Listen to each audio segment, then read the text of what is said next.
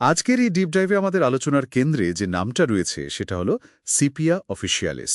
Homeopathic জগতের একটা খুব পরিচিত নাম। হ্যাঁ, কিন্তু এর উৎসটা বেশ অদ্ভুত, তাই না? মানে কাটলফিশ নামের এক সামুদ্রিক প্রাণীর কালি থেকে তৈরি। আর আমাদের আজকের মিশনটাই হলো এই সংযোগটা খুঁজে বের করা। কিভাবে একটা প্রাণী, যে বিপদে পড়লে কালি ছড়িয়ে নিজেকে আড়াল করে, নিজেকে বাঁচায়। হ্যাঁ, তার সেই কৌশলটা মানুষের গভীর শারীরিক আর মানসিক অবস্থার এক নিখুঁত প্রতিচ্ছবি হয়ে উঠতে পারে।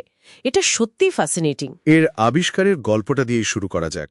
আমাদের সোর্সগুলোতে বেশ গুরুত্ব দিয়ে বলা হয়েছে এটা বিজ্ঞানী হ্যানিম্যান। হ্যাঁ, হ্যানিম্যানের সেই পর্যবেক্ষণটা। তিনি একজন শিল্পীকে দেখছিলেন যিনি ছবি আঁকার সময় সিপিয়া কালিতে ডোবানো তুলিটা অভ্যাসবশত মুখে দিতেন। আর কিছুদিন পর তার মধ্যে কিছু অদ্ভুত পরিবর্তন লক্ষ্য করেন, শারীরিক মানসিক দুটোই। সেখান থেকেই তো শুরু। সংকেতের ধারণাটা চলে আসে, তাই না? একদম। কাটলফিশের আচরণটা ভাবুন তো, বিপদ দেখলে কালি ছুঁড়ে একটা ধোঁয়াশা তৈরি করে। আর পালিয়ে যায়, নিজেকে গুটিয়ে নেয়। এই যে পালানোর প্রবণতা, এটাই সিপিআর রোগীদের মানসিকতার একেবারে কেন্দ্রে। যখনই তারা মানসিক চাপে পড়েন, তারা নিজেদের পরিবার, সমাজ সবকিছু থেকে পালিয়ে যেতে চান। আমি সোর্সগুলোতে একটা বিষয় খেয়াল করলাম, এই মানসিক অবস্থাটা কিন্তু শুধু মন খারাপ বা ডিপ্রেশন নয়। না না, তার চেয়েও গভীর কিছু। এই উদাসীন্য বা ইনডিফারেন্স শব্দটা বারবার এসেছে। এর মানে কি ঠিক অনুভূতিহীন হয়ে যাওয়া? অনেকটা তাই, তবে আরও জটিল। এটা এমন এক অবস্থা যেখানে রোগী তার সবচেয়ে প্রিয়জন, এমনকি নিজের সন্তানের প্রতিও কোনো আবেগ ঠিক অনুভব করতে পারেন না। আচ্ছা। তিনি জানেন যে তার ভালোবাসা উচিত, হয়তো ভালোবাসেনও, কিন্তু সেই অনুভূতিটা, ওই যে ভেতরের ফিলিংসটা, সেটা খুঁজে পান না। একটা সংযোগ যেন কেটে গেছে। আর এর সাথে একটা অদ্ভুত দ্বন্দ্বও তো কাজ করে। হ্যাঁ, তারা একা থাকতে চান, কিন্তু কিন্তু পুরোপুরি একা হয়ে গেলে আবার ভয় পান। একদম। আর সবচেয়ে অদ্ভুত ব্যাপার হল, এই রোগীদের সান্ত্বনা দিলে তাদের বিরক্তি বা রাগ আরও বেড়ে যায়। যা পালসিটিলার মতো ওষুধের ঠিক উল্টো। ঠিক তাই। এই মানসিক ক্লান্তি আর বিচ্ছিন্নতা বোধের কারণেই হয়তো একে ধোপানির ওষুধ বা ওয়াশার ওম্যানস রেমেডি বলা হয়। এর একটা রূপক অর্থ আছে নিশ্চয়ই। গভীর রূপক অর্থ আছে।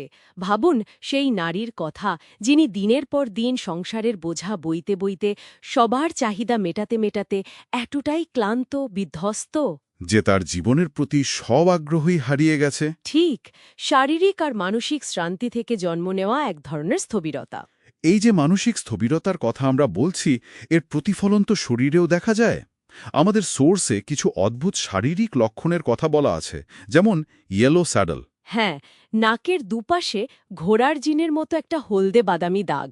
এটা কিসের ইঙ্গিত দেয়? এটা একটা ক্লাসিক্যাল লক্ষণ, প্রায়ই লিভার বা জরায়ুর কোনো দীর্ঘস্থায়ী সমস্যার ইঙ্গিত দেয়।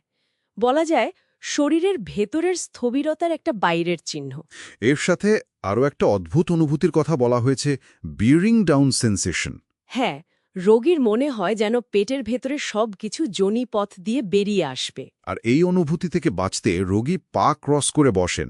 এই লক্ষণগুলো আমাদের সরাসরি নিয়ে আসে সিপিআর সবচেয়ে বিস্ময়কর বৈশিষ্ট্যটার দিকে, যা হলো এর গ্রেট প্যারাডক্স, চরম বিরোধাভাস। এই রোগীরা প্রচণ্ড ক্লান্ত, দুর্বল। হ্যাঁ, কিন্তু যদি তারা দ্রুত হাঁটেন, দৌড়ান বা নাচানাচি করেন, অর্থাৎ ভায়োলেন্ট মোশনে অংশ নেন, তাহলে আশ্চর্যজনকভাবে ভালো বোধ করেন। এটা তো অবিশ্বাস্য। ক্লান্তি দূর করার জন্য আরও বেশি পরিশ্রম করতে হবে। সাধারণ যুক্তিতে তো এটা মেলে না। মেলে না। এর পেছনের কারণটা হলো ভেনাস স্টেসিস, ভেনাস্টেসিস। শিরার রক্ত প্রবাহে স্থবিরতা। সিপিআর রোগীদের শরীরে রক্ত সঞ্চালন প্রায় ধীর হয়ে যায়, শিরায় রক্ত জমে থাকে। যখন তারা বিশ্রাম নেন, এই স্থবিরতা আরও বাড়ে। আচ্ছা আচ্ছা, তাই কষ্টটাও বাড়ে। একদম। কিন্তু যখন তারা তীব্র নড়াচড়া করেন, তখন পেশির চাপে রক্ত চলাচলটা আবার চালু হয়ে যায়, ওই জমে থাকা ভাবটা কেটে যায়, আর তারা সতেজ বোধ করেন। দারুণ ব্যাখ্যা। আর শেষে তাদের খাদ্যাভ্যাস, সেটাও বেশ অদ্ভুত। টক, ভিনেগার বা আচারের প্রতি তীব্র আকাঙ্ক্ষা। হ্যাঁ, কিন্তু মাংস আর দুধ একদম সহ্য হয় না। তাহলে যদি আমরা সবকিছুকে একসাথে দেখি, তাহলে বলা যায় সিপিয়া মূলত শারীরিক এবং মানসিক স্থবিরতা বা স্টেসিসের ঔষধ।